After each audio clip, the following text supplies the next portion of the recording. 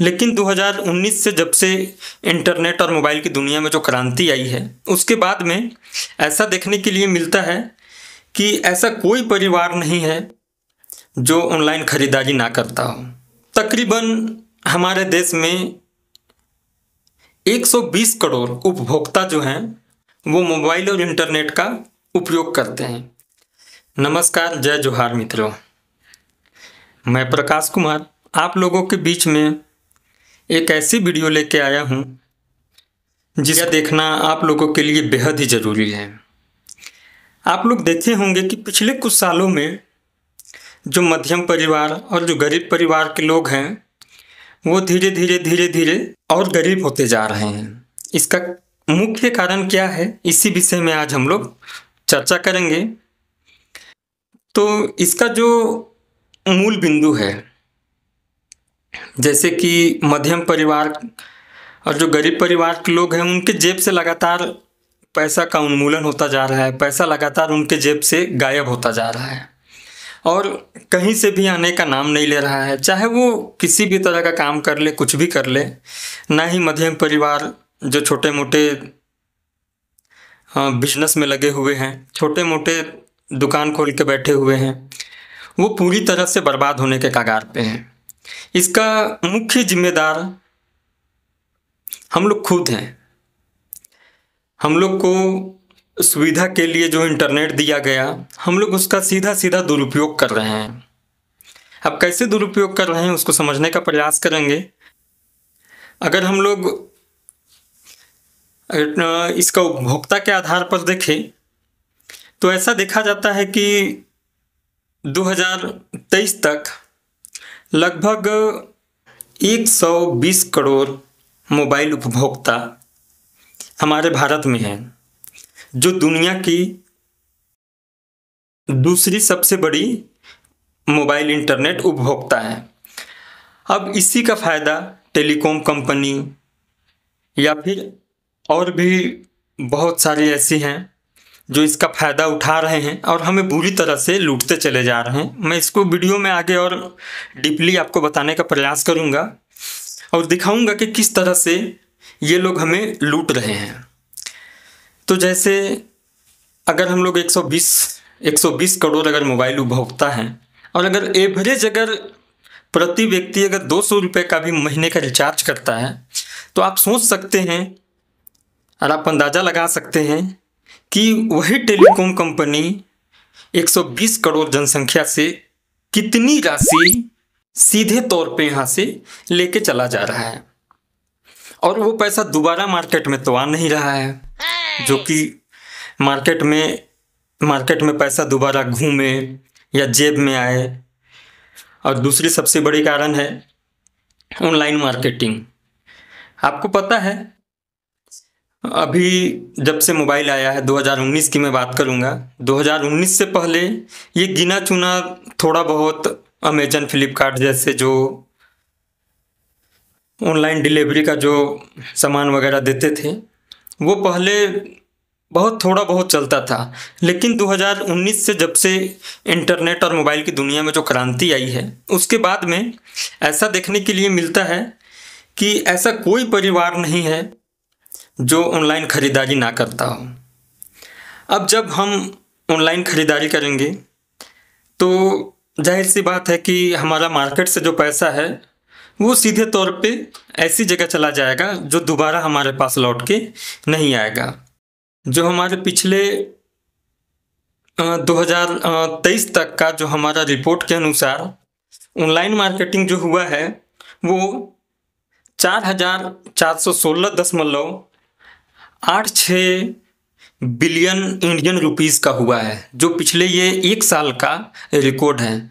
मतलब इतना पैसा 4,416.86 बिलियन इंडियन रुपीस जो किसी पूंजीपति के पास में हमारा जो मध्यम और जो गरीब परिवार के लोगों का जो पैसा है वो चला जाता है और वो पैसा दोबारा मार्केट में नहीं आता है।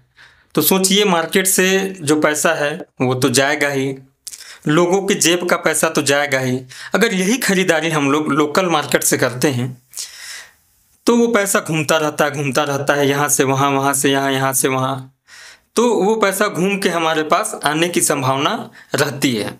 लेकिन जब हम लोग ऑनलाइन खरीदारी करते हैं तो हमारा पैसा सीधे तौर पे चला जाता है। और अगर हम लोग बात करते हैं मोबाइल टेलीकॉम की, तो तकरीबन हमारे देश में 120 करोड़ उपभोक्ता जो हैं वो मोबाइल और इंटरनेट का उपयोग करते हैं। और जब 120 करोड़ उपभोक्ता मोबाइल और इंटरनेट का उपयोग करेंगे तो जाहिर सी बात है कि अगर 200 रुपये प्रति व्यक्ति के हिसाब से अगर कोई रिचार्ज करता है, जिसको मैं एवरेज लेके चला हूँ, मिनिमम 200 रुपये का भी अगर औसतन अगर वो रिचार्ज करता है, तो कितना रुपए, जो बहुत छोटी संख्या लगती है हमें 200 रुपये, वो 200 रुपये प्रति व्यक्ति का हिसाब से अगर एक परिवार से जाता है, तो मान के चलिए कि अगर 5 परिवार है तो 1000 रुपये उसके यहाँ से जा रहा है। फिर 5 परिवार अगर औसतन अगर 10,000 रुपये का भी फ़ोन रखता हो तो 50,000 रुपया वहाँ से जा रहा है। तो ये जो आंकड़ा है वो सुनने के लिए तो बहुत छोटा सा लगता है, लेकिन जब हम लोग इसे हमारे जनसंख्या का हिसाब से देखें तो ये बहुत बड़ा रुपये है जो किसी भी पूंजीपति के पास सीधे तौर पे चला जा रहा है। अब अगर इतना बड़ा राशि अगर हमारे मध्यम परिवार और गरीब परिवार के यहाँ से अगर सीधा अगर उसके जेब से निकल के किसी पूंजीपति के पास अगर चला जाए, तो आप अंदाज़ा लगा सकते हैं कि मार्केट से पैसा जो है वो कहाँ जा रहा है उसको। उसके बाद में अगर हम लोग एक और विषय में अगर हम लोग बात करना चाहें तो एक और इसमें निकल के आता है जो हमारे देश को पूरी तरह से खोखला करता जा रहा है, और इसमें हमारे जो युवा पीढ़ी हैं वो पूरी तरह से धंस चुके हैं और पूरी तरह से इसमें घुस चुके हैं, जिसको हम लोग आम भाषा में कहें तो ऑनलाइन सट्टेबाजी या ऑनलाइन गैम्बलिंग। अगर हम लोग मोबाइल में प्ले स्टोर में अगर जाके देखें तो हजारों ऐसे एप्लीकेशन हैं जो ऑनलाइन गैम्बलिंग कराते हैं, मतलब ऑनलाइन सट्टेबाजी कराते हैं। और इसमें हर एक युवा पीढ़ी कभी ना कभी इसमें एक ना एक बार जरूर फंसा है, और इसको और अमीर बनने की लालसा में या पैसे कमाने की लालसा में 100, 200, 50, 500 ऐसे छोटे छोटे रकम करके अरबों मिलियन रुपए गंवा चुका है।